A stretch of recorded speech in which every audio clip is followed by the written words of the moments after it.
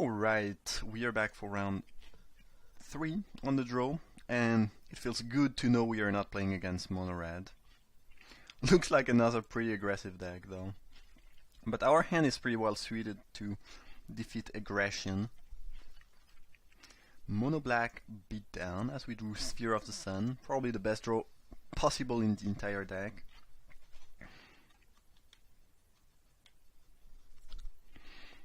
Lingering Souls would be a bit annoying. If my opponent goes into the token,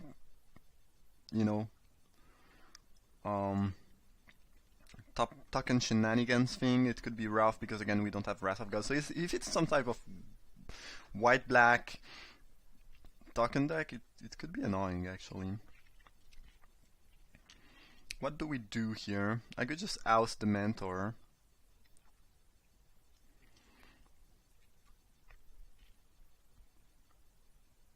Could play Venser. I don't have to play Venser. I think I'm just gonna oust the Mentor and pass the turn. Yeah, I'm slightly worried that my opponent just has a white-black token deck with Lingering Souls and whatnot, and these are things that I don't really deal well with.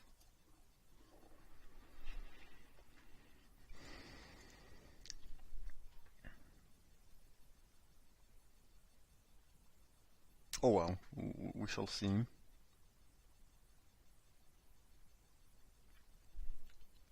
Oh, Obliterator. Sure. Great.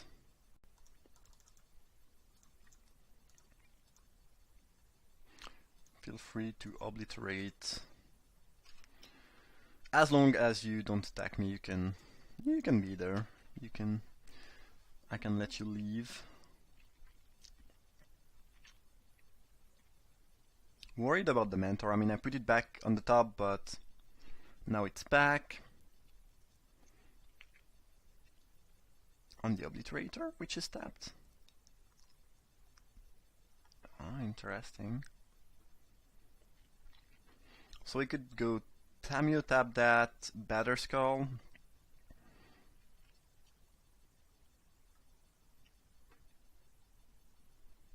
This play is not so exciting if they have a Reinvol. I think I'm gonna go Sleight of Hand, try to hit my land drop, because I think I wanna play the card as soon as possible just to finish this game. I think this is the fastest and best path to victory. Fastest, easiest path to victory. I mean, if I find some goodie, I might just pick that over a land. Yeah, I guess an Oblivion Ring. Yeah. And we got the O-Ring. Yeah, I mean, being able to cast Karn is cool and all, but I'd rather get rid of the Mentor, I think, at this stage of the game. My hand is stacked. They have 2 cards left in hand. Yeah, we want to remove Mentor and tap Obliterator. Doing the other way around not so good because they still get a bunch of monks. Could see my opponent having a couple creature Reinvol in hand. Drana, sure. We drew land, which is pretty good.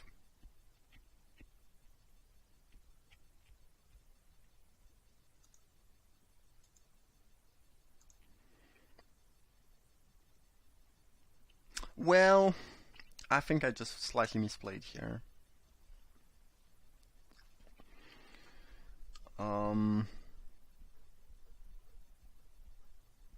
Yeah, I think there's 2 better moves. You can tap Drana, bounce the Obliterator. It's slightly better because then, I mean, this is harder to cast than Drana, so you'd rather do that because I'm gonna bounce something here.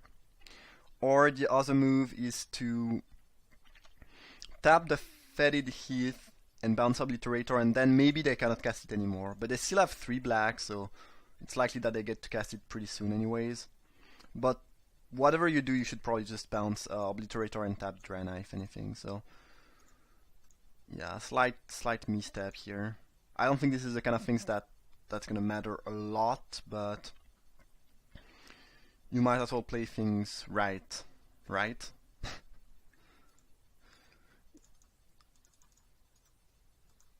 Don't mind using a counter here because I want to keep one for Karn, so I'm probably not gonna use any more sphere unless it's to cast Karn.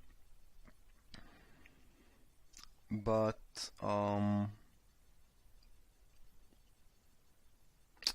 looks like the destroy non-zombie thing, yeah.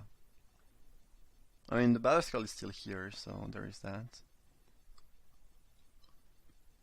So it's, if they have 6 mana, it's cannot Elspeth. Oh. Okay, now we really want the land for Karn.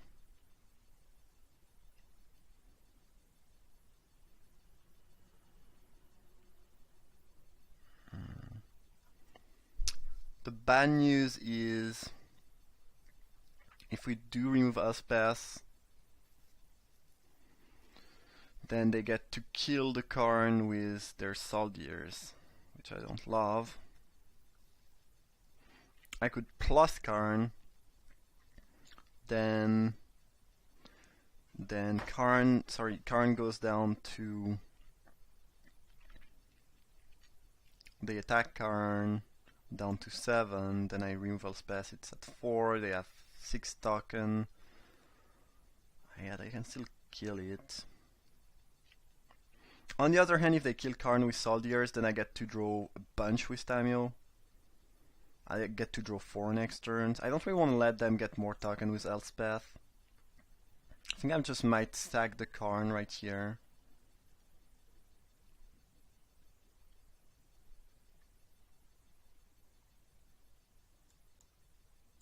Either way, we'll be tabbing the Obliterator, and I think Karn will just sacrifice itself to get rid of Elspeth right here. On the other hand, they have 1 card left in hand, which we know is kind of relevant. It's Drana.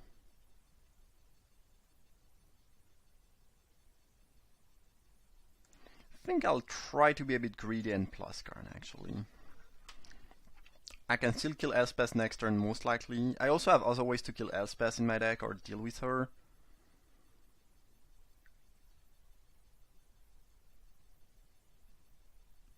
Yeah. They can't kill any of my planes. I kinda forgot about Bone Splitter, I'm not gonna lie, but this doesn't really change a ton of things.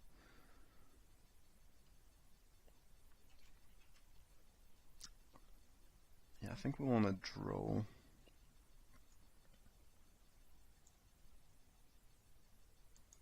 Four.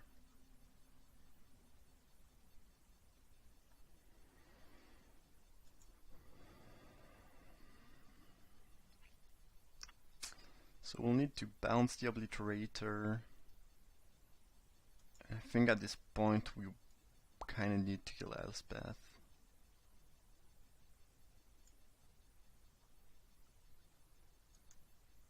Yeah.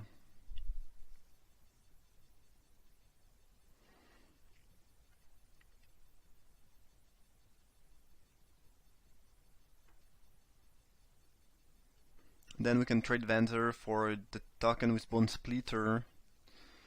And not sure how they will send their attackers, but we can save one of our Planeswalker. And we have Pact of Negation backup.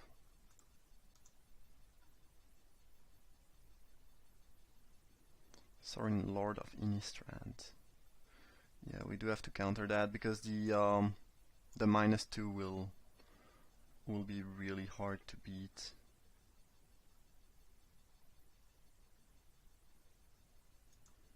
At least it means they will not get to cast Obliterator.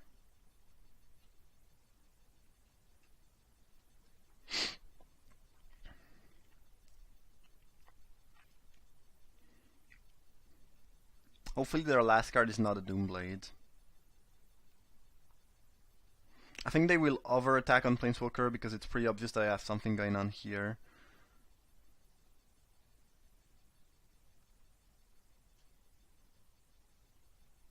Okay, so Karn is doomed no matter what we do. So I guess we go Venzer. I guess I could bounce a token, block here and save Karn. But then Tamio dies. I think I'd rather bounce the Obliterator. And they have a Ringvol, okay. Vendetta. Yeah, that's kinda good. And now we have to tap out. Yes.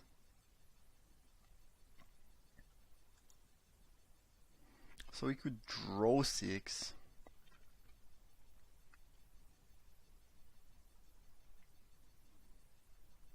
Yeah, I mean, tapping that means Tamio still dies, so it doesn't do a ton.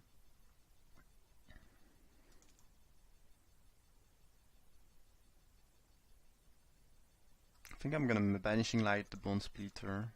It's not the most dangerous thing, but it's annoying and I'll have to discard. And I have another answer to their Obliterator, which is just stealing it. Okay, now they kill Tamio, put us down to 15, then we steal Obliterator. We can assemble a Batterskull Obliterator.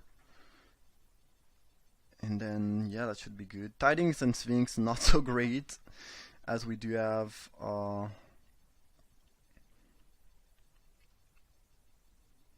drawn already a lot of cards. I think, unless they top deck something really great this turn, we should be in very decent spot. The tokens are annoying, but they are not gonna beat the Obliterator with the Batterskull equipped.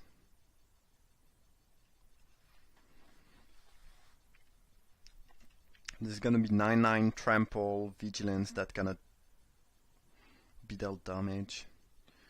Yeah, Baneslayer, don't care about that one.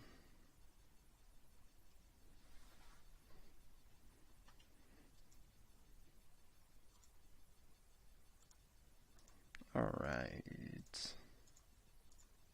Humph.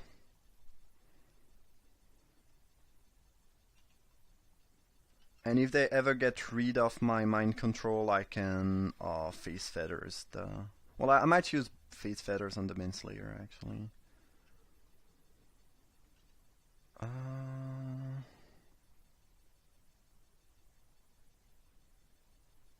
I should probably just Silent Departure the Baneslayer.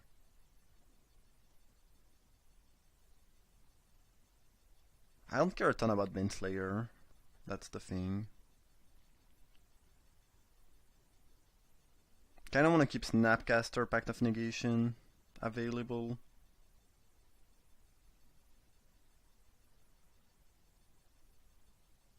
Whatever, I'm just gonna bounce that. I don't really think there's a... well, nah. The right play I think is just to keep Snapcaster, Pact of Negation. But I wanna use my mana efficiently. And I don't think there's a ton they can do right here. I'm gonna get punished for that, for being shields down.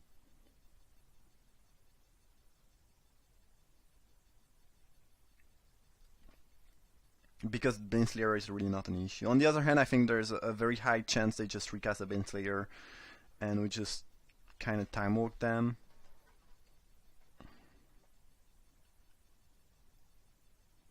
Pass to exile, okay.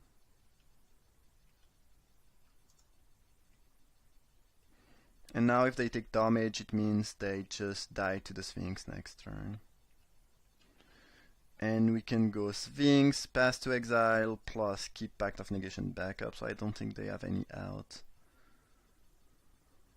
No, actually I don't need to pass upkeep. You may draw 2 cards. I think I will. I mean, that's a pretty decent offer. And they had enough, yeah. Alright, so white-black mid-range. Yeah, this will depend. I think most game I have a bit more card draw and a bit more card advantage, so we should be fine. but they token might be annoying, like Lingering Souls if they have that, Sorin plus Elspeth, those could be tough things to deal with. However, I think this is overall a decent matchup for me.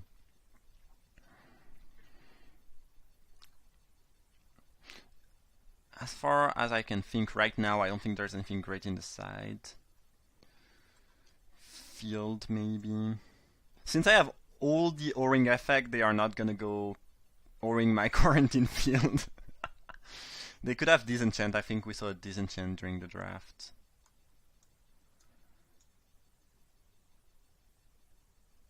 Yeah, I just see the field being potentially decent. This is also not bad.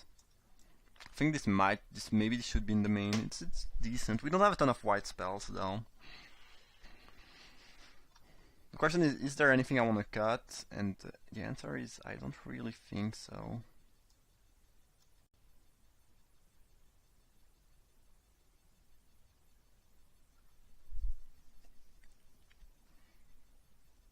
No.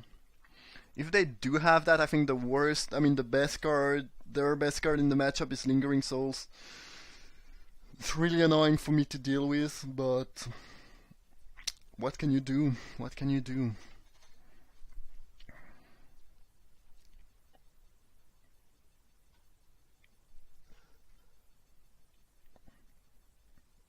Alright, sounds good. Definitely like counterspell in this matchup. Maybe my opponent is also more aggressive than they were last game, than they have been, but they are still playing some 6 and 5 drops. I don't think they have Bone Splitter, probably because they have a decent amount of token producer in their deck, but I don't think this is like, I don't think they will go turn 1 to, 2-1 for example. I was gonna say 2-2, but I do have Isamaru in my deck, so in my side, so it's pretty impossible. Bitter Blossom is very good. We'll have to O-ring that next turn. Oh, well, if they go Bitter Blossom, now they play another threat. It could be tough. Bag on Bishop.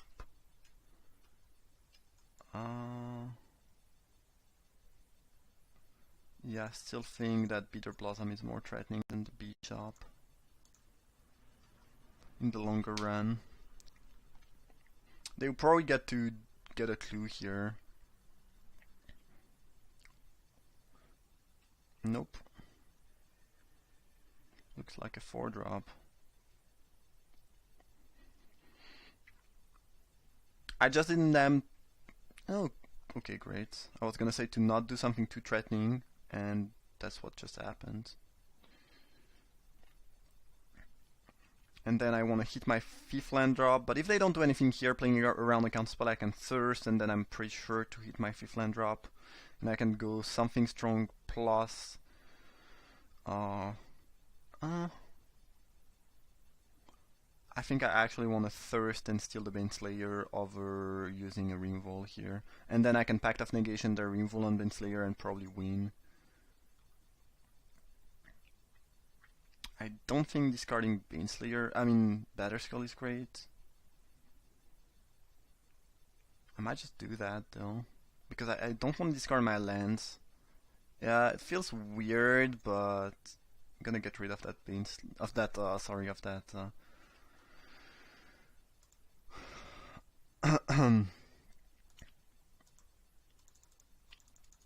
Batterskull.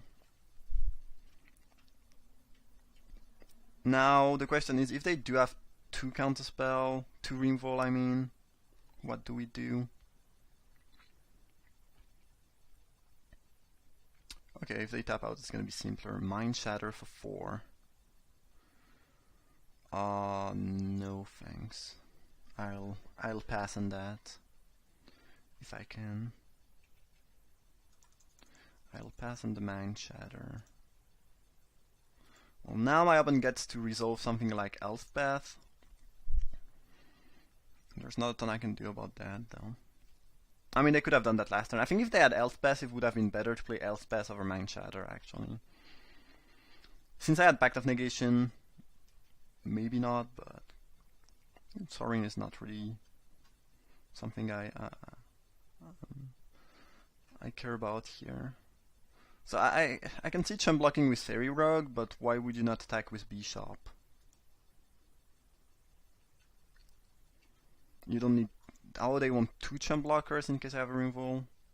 Yeah, I guess that makes sense. It plays better around Tamio. Could have played Tamio first, tap the Rogue, and force them to chump with Bishop, but...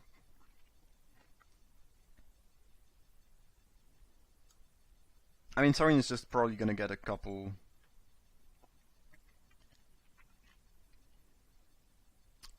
vampires, and with Baneslayer onto the battlefield, it's not like I care a ton about my life.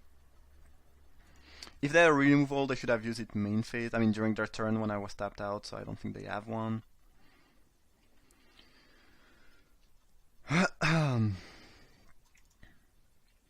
And I think at this point I could play Tamio. Is it better to play Tamio or leave Scatter to the winds available? Well, if their best play last turn was Sorin, I don't think they have anything great unless they top deck. And this uses my mana better. It means I can kill Sorin next turn.